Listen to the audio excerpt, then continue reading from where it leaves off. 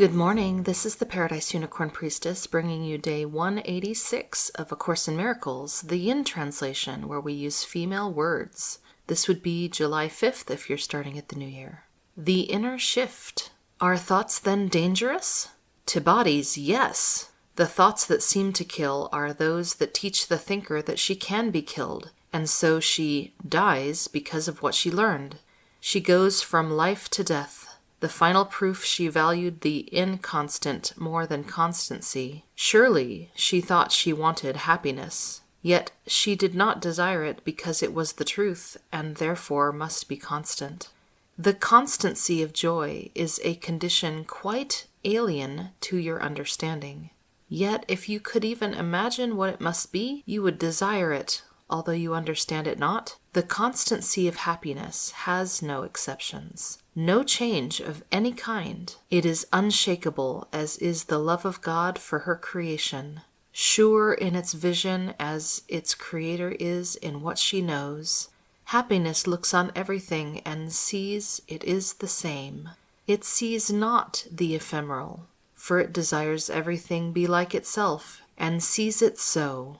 Nothing has power to confound its constancy, because its own desire cannot be shaken. It comes as surely unto those who see the final question is necessary to the rest, as peace must come to those who choose to heal and not to judge. Reason will tell you that you cannot ask for happiness inconstantly. For if what you desire you receive, and happiness is constant, then you need ask for it but once to have it always. And if you do not have it always, being what it is, you did not ask for it. For no one fails to ask for her desire of something she believes holds out some promise of the power of giving it. She may be wrong in what she asks, where and of what, yet she will ask, because desire is a request, an asking for, and made by one whom God herself will never fail to answer. God has already given all that she really wants, yet what she is uncertain of, God cannot give. For she does not desire it while she remains uncertain, and God's giving must be incomplete unless it is received. You who complete God's will and are her happiness, whose will is powerful as hers, a power that is not lost in your illusions, think carefully why you have not yet decided how you would answer the final question. Your answer to the others has made it possible to help you be already partly sane, and yet it is the final one that really asks if you are willing to be wholly sane. What is the holy instant but God's appeal to you to recognize what she has given you? Here is the great appeal to reason, the awareness of what is always there to see, the happiness that could always be yours. Here's the constant peace you could experience forever. Here is what denial has denied revealed to you. For here the final question is already answered, and what you ask for given. Here is the future now, for time is powerless because of your desire for what will never change. For you have asked that nothing stand between the holiness of your relationship and your awareness of its holiness. Wow, this is interesting. It basically says that desire is asking, and that if we are uncertain about what we desire, well, that asking is incomplete, and God only answers complete asking. And I guess when we're in a state of feeling guilt and shame, then we do not actually desire happiness for ourselves. We desire many things, clearly. We desire things to happen in the dream illusion, things to be given us in the dream illusion, things to work out or resolve in certain ways in the dream illusion. But that's not the same as simply desiring happiness. This also contrasts yesterday's reading and lesson assignment seemed to be about our inconsistency in time and in situation. And this talks about how happiness is constant. that is its nature, that is its state. It is unchanging, and it is not dependent on things that happen in the illusion, certainly. It is an independent state and untouchable, unchangeable. And maybe part of what A Course in Miracles is getting us to do in forgiving everyone, which is the same as forgiving ourselves, is when we have forgiven, then we have that pure desire for that unchanging state of happiness that is not dependent on anything that happens in the dream illusion. It also follows that if we wish happiness for ourselves, we wish it for absolutely everyone and every part of the creation, and we see that the happiness of one does not conflict with the happiness of another. A Course in Miracles explained a while back that nothing in spirit conflicts with anything else. Lesson 186. Salvation of the world depends on me. Here is the statement that will one day take all arrogance away from every mind. Here is the thought of true humility, which holds no function as your own but that which has been given you. It offers your acceptance of a part assigned to you without insisting on another role. It does not judge your proper role. It but acknowledges the will of God is done on earth as well as heaven. It unites all wills on earth in heaven's plan to save the world, restoring it to heaven's peace. Let us not fight our function. We did not establish it. It is not our idea.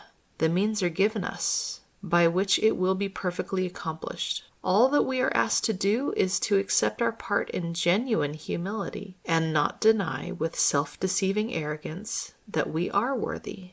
What is given us to do, we have strength to do. Our minds are suited perfectly to take the part assigned to us by one who knows us well. Today's idea may seem quite sobering until you see its meaning. All it says is that your mother still remembers you and offers you the perfect trust she holds in you who are her child. It does not ask that you be different in any way from what you are. What could humility request but this? And what could arrogance deny but this? Today we will not shrink from our assignment on the specious grounds that modesty is outraged. It is pride that would deny the call for God herself. All false humility we lay aside today that we may listen to God's voice reveal to us what she would have us do. We do not doubt our adequacy for the function she will offer us. We will be certain only that she knows our strengths, our wisdom, and our holiness. And if she deems us worthy, so we are. It is but arrogance that judges otherwise. There is one way, and only one, to be released from the imprisonment your plan to prove the false is true has brought to you. Accept the plan you did not make instead. Judge not your value to it. If God's voice assures you that salvation needs your part, and that the whole depends on you, be sure that it is so. The arrogant must cling to words, afraid to go beyond them to experience, which might affront their stance. Yet are the humble free to hear the voice which tells them what they are and what to do. Arrogance makes an image of yourself that is not real. It is this image which quails and retreats in terror as the voice for God assures you that you have the strength, the wisdom, and the holiness to go beyond all images. You are not weak, as is the image of yourself. You are not ignorant and helpless. Sin can not tarnish the truth in you, and misery can come not near the holy home of God. All this the voice for God relates to you, and as she speaks, the image trembles and seeks to attack the threat it does not know, sensing its basis crumble. Let it go. Salvation of the world depends on you and not upon this little pile of dust. What can it tell the holy child of God? Why need she be concerned with it at all? And so we find our peace. We will accept the function God has given us, for all illusions rest upon the weird belief that we can make another for ourselves. Our self-made roles are shifting, and they seem to change from mourner to ecstatic bliss of love and loving. We can laugh or weep, and greet the day with welcome or with tears. Our very being seems to change as we experience 1,000 shifts in mood, and our emotions raise us high indeed, or dash us to the ground in hopelessness. Is this the child of God? Could she create such instability and call it child? She, who is changeless, shares her attributes with her creation. All the images her child appears to make have no effect on what she is. They blow across her mind like windswept leaves that form a patterning, an instant, break apart to group again and scamper off, or like mirages seen above a desert rising from the dust. These unsubstantial images will go and leave your mind unclouded and serene when you accept the function given you.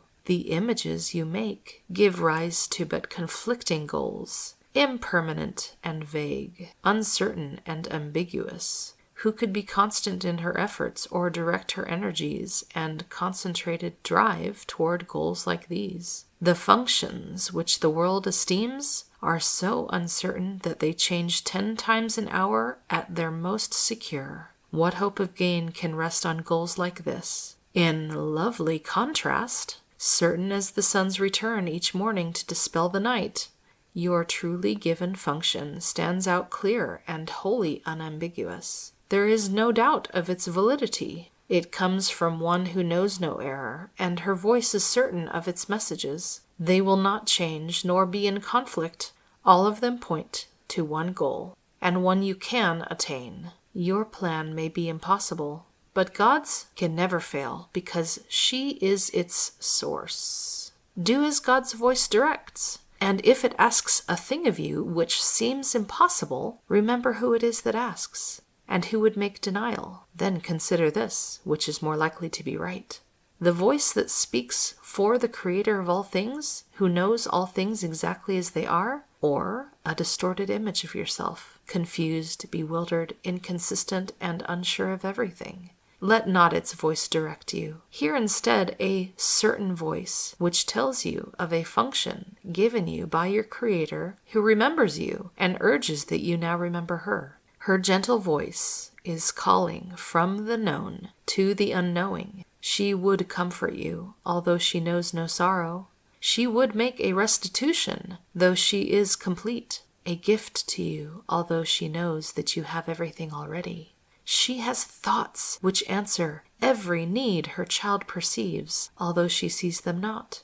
For love must give, and what is given in her name takes on the form most useful in a world of form. These are the forms which never can deceive, because they come from formlessness itself. Forgiveness is an earthly form of love, which, as it is in heaven, has no form. Yet what is needed here is given here as it is needed. In this form, you can fulfill your function even here. Although what love will mean to you when formlessness has been restored to you is greater still. Salvation of the world depends on you who can forgive. Such is your function here. I love this image that love must give, even though love doesn't understand the sorrows and the ever-changing forms the dream illusion takes. Still, it always gives answer and gives that which can be most helpful to us. And we see it appearing here in our dream illusion. This lesson compares the constancy of all things which come from God, from love, from Source, from heaven, with the intensely changeable and constantly changing nature of the dream. This lesson says when we accept our function given us by God, the function to save the world through forgiveness, and let go of all other goals, the shifting inconsistency that we have known for so long will settle into something far more stable. And A Course in Miracles invites us to test that this is so by asking us to practice the lessons given us and to consider the principles that it teaches. And it asks us to be a happy learner, because in happiness are we most effective. And so I wish you happy practicing.